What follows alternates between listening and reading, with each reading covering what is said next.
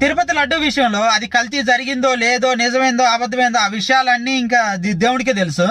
కానీ దేవుడిని మాత్రం పలచన చేస్తుంది, చులకన చేస్తుంది మాత్రం భక్తి అని చెప్పుకొని, లేకపోతే లడ్డు విషయాన్ని అడ్డం పెట్టుకొని రాజకీయం చేస్తున్న మీరేరా. ఇది చాలా మంది ప్రజలు అర్థం చేసుకోండి. నేను ఏం చెప్తున్నానో తప్పులు ఎతకటం కాదు, నిజాలు అనేది గ్రహించండి, వాస్తవాలు అనేది గ్రహించండి.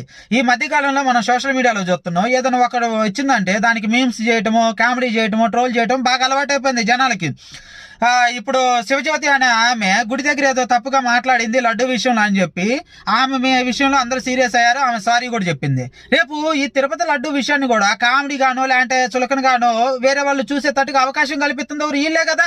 కల్తీ జరిగిందని ఉదాహరణకి మాత్రం ఇందుట్లో తప్పులే తక్కండి. ఎవడన్నా అంటాడు, ఏదో ఒక సీన్లో పెడతాడు, అరే ఇది కల్తీ అయిందిరా అని, అంటే తిరుపతి లడ్డు కల్తీ అయితేనే దిక్కు లేదు, ఇది కల్తీ అయితే ఏముందిరా అని అలా మాట్లాడుకునే అలాంటి కామెడీలో తయారైనాయి అనుకోండి. ఇలాంటి వాటన్నిటికి కారణం మీరే కదా.